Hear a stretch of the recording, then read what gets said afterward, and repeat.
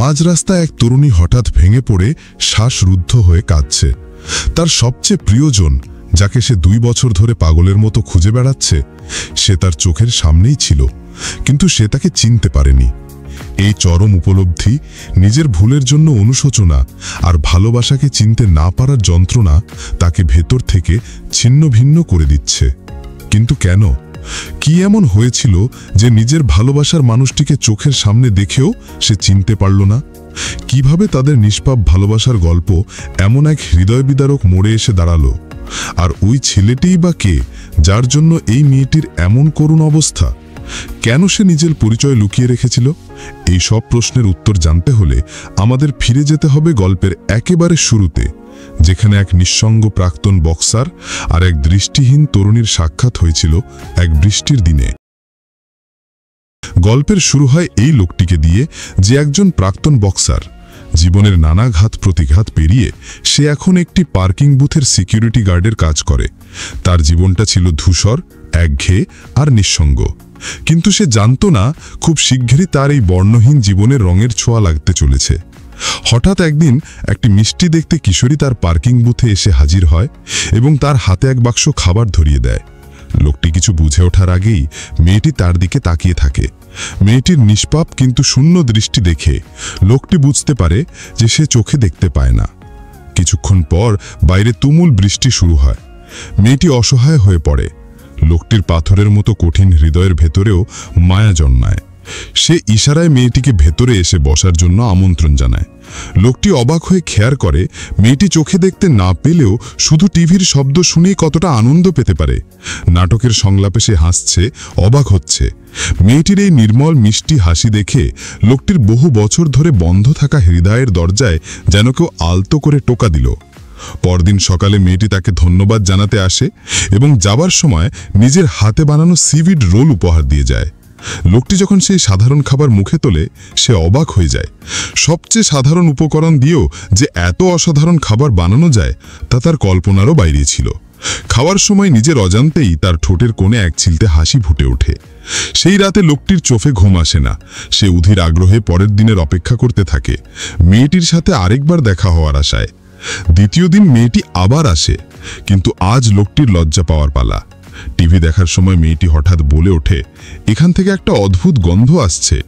বিভ্রত লোকটি বুঝতে পারে যে গন্ধটা তার পুরনো ময়লা জুতো থেকে আসছে। সে লজ্জা পেয়ে তাড়াতাড়ি জুতোটা পরে নেয়।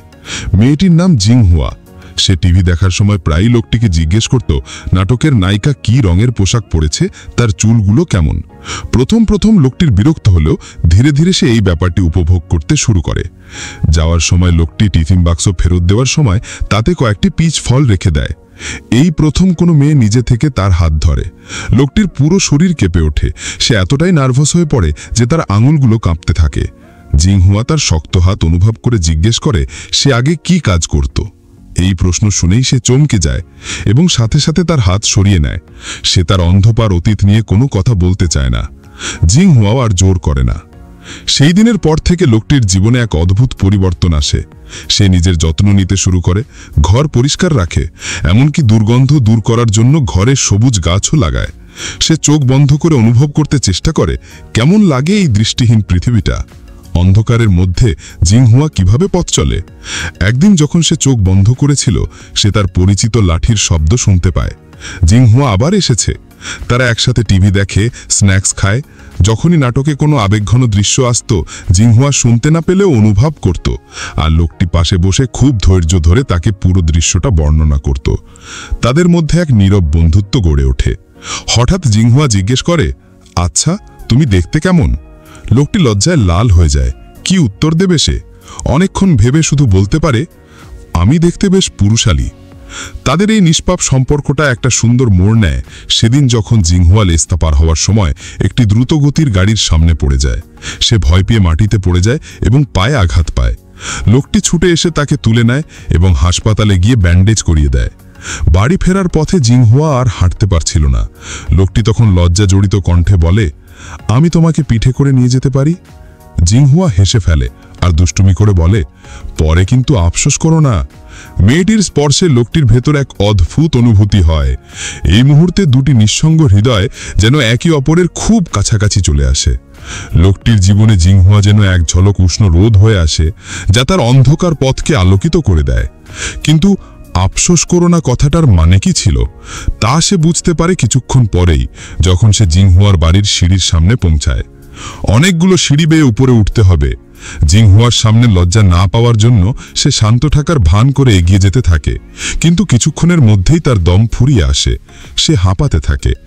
জিংহুয়া তার পিঠ থেকে মজা করে বলে, কি ব্যাপার, এর মধ্যেই ক্লান্ত হয়ে গেলে? পুরুষ মানুষ এত দুর্বল হলে চলে? লোকটি হাঁপাতে হাঁপাতে উত্তর দেয়, না, আসলে আমার হাতে ব্যথা আছে। অবশেষে অনেক কষ্টে সে জিংহুয়ার বাড়িতে পৌঁছায়। ধন্যবাদ জানাতে জিংহুয়া তাকে একটি কনসার্টের টিকিট দেয় এবং ঘুরিয়ে জিজ্ঞেস করে তার কোনো বন্ধু আছে কিনা। সে বলে যে তার কোনো বন্ধু নেই। জিংহুয়া তখন বলে, তাহলে চলো আমরা একসাথেই যাই।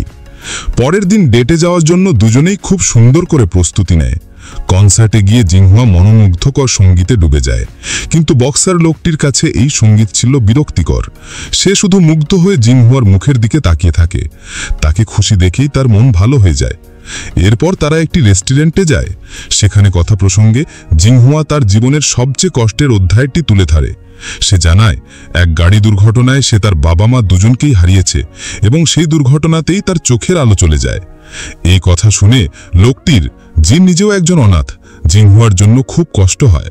কিন্তু যখনই জিংহুয়া তার অতীত কাজ সম্পর্কে আবার জিজ্ঞেস করে, লোকটি হঠাৎ রেগে যায় এবং রূঢ়ভাবে কথা বলে। সে বলে, আমার অতীত জেনে তোমার কি লাভ? এই আকস্মিক পরিবর্তনে জিংহুয়া হতবাক হয়ে যায়। সে ভাবে হয়তো সে অন্ধ বলেই লোকটি তাকে ঘৃণা করে। তার কোমল হৃদয়ে ভীষণ আঘাত লাগে এবং সে কান্না করতে করতে সেখান থেকে চলে যায়। লোকটি সঙ্গে সঙ্গেই তার ভুলের জন্য অনুশোচনা করে এবং চুপচাপ তার পিছু পিছু তাকে বাড়ি পর্যন্ত পৌঁছে দিয়ে আসে। সেদিন রাতে সে তার পুরনো বক্সিং কোচের কাছে যায় এবং সব খুলে বলে। সে জানায় যে সে 4 বছরের জন্য জেলে ছিল, কারণ বক্সিংয়ের পাশাপাশি সে টাকা আদায়ের জন্য গুন্ডার কাজ করত।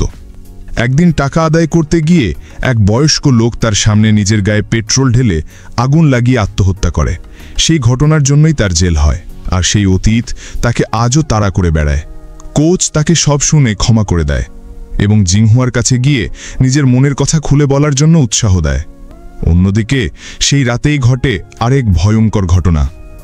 জিংহুয়ার বস, যে প্রায়ই তার সাথে অশালীন আচরণ করার চেষ্টা করত, সেদিন রাতে তার বাড়িতে এসে হাজির হয়। জিংহুয়া ভয়ে পেয়ে দরজা খুলতে না চাইলেও বস জোর করে ভেতরে ঢুকে পড়ে। সে জিংহুয়ার উপর জোর করার চেষ্টা করে। অসহায় জিংহুয়া চিৎকার করতে থাকে। ঠিক সেই মুহূর্তে ক্ষমা চাইতে আসা লোকটি সেখানে পৌঁছায়। জিংহুয়াকে নির্যাতিত হতে দেখে তার ভেতরের ঘুমিয়ে থাকা হিংস্র বাঘটা যেন জেগে ওঠে। সে এক মুহূর্তও দেরি না করে লোকটির মুখে সজোরে এক ঘুষি মারে এবং তাকে সেখান থেকে বের করে দেয়। কিন্তু এরপর যা হয় তা ছিল আরও আশ্চর্যজনক।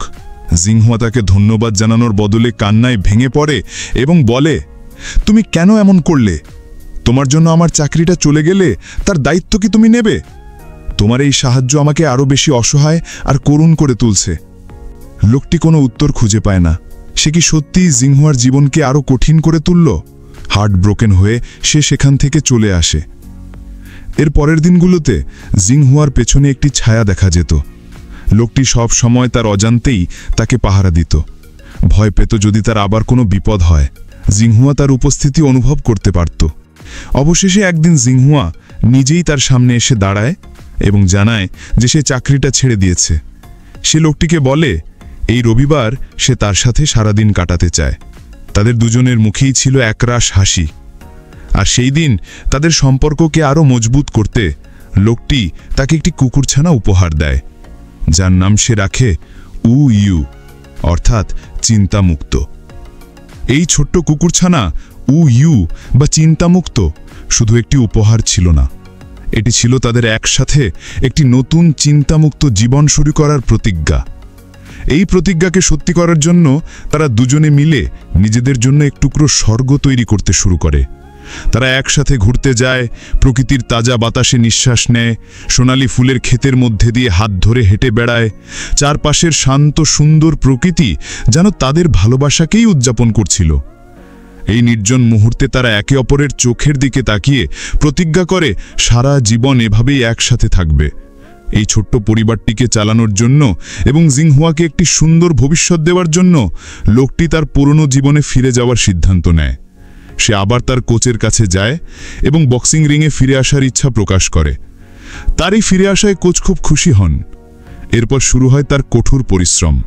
প্রতিদিন সে নিজেকে নিংড়ে দিয়ে ট্রেনিং করতে থাকে, যাতে তার শারীরিক শক্তি আবার শীর্ষে পৌঁছাতে পারে। কিন্তু এত কিছুর মাঝেও সে তার জীবনের সবচেয়ে গুরুত্বপূর্ণ মানুষটিকে ভোলেনি। যখনই সে সময় পেত, ছুটে আসত জিংহুয়ার কাছে, আর জিংহুয়াও তার প্রিয় মানুষটির জন্য দরজায় অধীর আগ্রহে অপেক্ষা করত। ভালোবাসা শুধু মুখে বলার জিনিস নয়, তা যত্নেও প্রকাশ পায়। লোকটি তাদের বাড়িটিকে জিংহুয়ার জন্য নতুন করে সাজাতে শুরু করে। সে ঘরের প্রতিটি ধারালো কোণা ঘষে মসৃণ করে দেয়, যাতে জিংহুয়ার কোনো আঘাত না লাগে। তার এই নীরব যত্নশীল কাজগুলো জিংহুয়ার হৃদয়কে গভীরভাবে জয় করে নেয়। লোকটি তার জীবনে শুধু একজন প্রেমিক ছিল না, সে ছিল একটি বাতিঘর যা তার অন্ধকার ভবিষ্যৎকে আলোকিত করছিল। জিংহুয়া প্রায়ই তার হাত দিয়ে লোকটির মুখ স্পর্শ করত, তার ভালোবাসার মানুষের মুখের গড়ন অনুভব করার চেষ্টা করত। অন্যদিকে লোকটি তার বক্সিং ক্যারিয়ারে অসাধারণ সাফল্য পেতে থাকে। একের পর এক ম্যাচে সে তার প্রতিপক্ষকে নকআউট করে দেয়। সারাদিনের কঠোর পরিশ্রমের পর তারা একসাথে টিভি দেখত, আর জিংহুয়া তার ক্লান্ত শরীর মাসাজ করে দিত, যা লোকটির কাছে ছিল পৃথিবীর সবচেয়ে বড় আশীর্বাদ। একদিন জিংহুয়া তাকে তার প্রয়াত বাবা মায়ের সাথে পরিচয় করাতে নিয়ে যায়। সেখানে দাঁড়িয়ে সে তার জীবনের সেই ভয়ঙ্কর দিনের কথা বলে, যেদিন তার সব কিছু শেষ হয়ে গেছিল। সে জানায়, গাড়ি চালানোর সময় রাস্তার পাশে একটা বিল্ডিং থেকে একজন জ্বলন্ত মানুষকে নিচে পড়তে দেখে তার মনোযোগ অন্যদিকে চলে যায়। আর ঠিক সেই মুহূর্তেই একটি দ্রুতগতির ট্রাক তার গাড়িতে ধাক্কা মারে। এই ভয়ঙ্কর দুর্ঘটনায় সে তার বাবা মা দুজনকেই হারায়, আর কাঁচের টুকরোর আঘাতে তার চোখ দুটো চিরদিনের জন্য অন্ধ হয়ে যায়। আর ঠিক তখনই লোকটির পুরো পৃথিবী যেন ওলটপালট হয়ে যায়। তার পায়ের নিচের মাটি সরে যায়, কারণ সে বুঝতে পারে জিংহুয়ার এই ভয়ঙ্কর পরিণতির জন্য সে নিজেই দায়ী। সেই জ্বলন্ত মানুষটি ছিল সেই বৃদ্ধ যার থেকে সে ঋণ আদায় করতে গেছিল। এই সত্যটা জানার পর আত্মগ্লানি তাকে কুড়ে কুড়ে খেতে থাকে। সে জিমে গিয়ে পাগলের মতো পাঞ্চিং ব্যাগে আঘাত করতে থাকে, নিজের ভেতরে জমে থাকা কষ্ট আর রাগ বের করে দেয়। তারপর মাটিতে লুটিয়ে পড়ে শিশুর মতো কাঁদতে থাকে। সে বিশ্বাসই করতে পারছিল না যে সে তার ভালোবাসার মানুষের জীবন নিজের অজান্তেই নষ্ট করে দিয়েছে। কিছুদিন পর সে জানতে পারে জিংহুয়ার অন্ধত্ব পুরোপুরি নিরাময়যোগ্য, কিন্তু তার জন্য একটি কর্নিয়া প্রতিস্থাপন অপারেশন প্রয়োজন, যার খরচ সাধারণ মানুষের পক্ষে জোগাড় করা প্রায় অসম্ভব। এই খবরটি শোনার পর আত্মগ্লানিতে দগ্ধ লোকটি একটি ভয়ঙ্কর সিদ্ধান্ত নেয়। সে ঠিক করে যেভাবেই হোক এই টাকা সে জোগাড় করবেই। সে লুকিয়ে তার পুরনো আন্ডারওয়ার্ল্ডের বন্ধুর সাথে দেখা করে এবং একটি অবৈধ জীবনমরণ বক্সিং ম্যাচের ব্যবস্থা করতে বলে। এই ম্যাচের অগ্রিম টাকাই জিংহুয়ার অপারেশনের জন্য যথেষ্ট ছিল, কিন্তু এর ঝুঁকি ছিল মারাত্মক। ম্যাচের আগে সে নিজের অস্তিত্বের সমস্ত চিহ্ন মুছে ফেলতে শুরু করে। সে বাড়ি থেকে নিজের সমস্ত জিনিসপত্র নিয়ে গিয়ে পুড়িয়ে ফেলে। তারপর সে তার কোচের কাছে ম্যাচের অগ্রিম টাকাটা দিয়ে বলে, যদি তার কিছু হয়ে যায় তাহলে এই টাকাটা যেন জিংহুয়াকে দেওয়া হয়। জিংহুয়ার অপারেশনের ঠিক আগে সে শেষবারের মতো তার সাথে দেখা করতে আসে। জিংহুয়া তাকে বলে, কোথাও যেও না, আমি ঘুম থেকে উঠেই প্রথম তোমার মুখটা দেখতে চাই। সে কল্পনাও করতে পারেনি যে এই বিদায়ই হয়তো তাদের শেষ দেখা। জিংহুয়ার সমস্ত ব্যবস্থা করার পর লোকটি একা থাইল্যান্ডে উড়ে যায় এক নতুন পরিচয় নিয়ে। এই অবৈধ বক্সিংয়ের কোনো নিয়ম ছিল না। লড়াই ততক্ষণ চলে যতক্ষণ না কেউ মারা যায় বা অজ্ঞান হয়ে যায়। রিংয়ে তার প্রতিপক্ষ ছিল এক কুখ্যাত বক্সার, যে এর আগে 10 জনেরও বেশি মানুষকে মেরে ফেলেছে। ম্যাচের ঘণ্টা বাজার সাথে সাথেই জীবন মৃত্যুর এক ভয়ঙ্কর লড়াই শুরু হয়।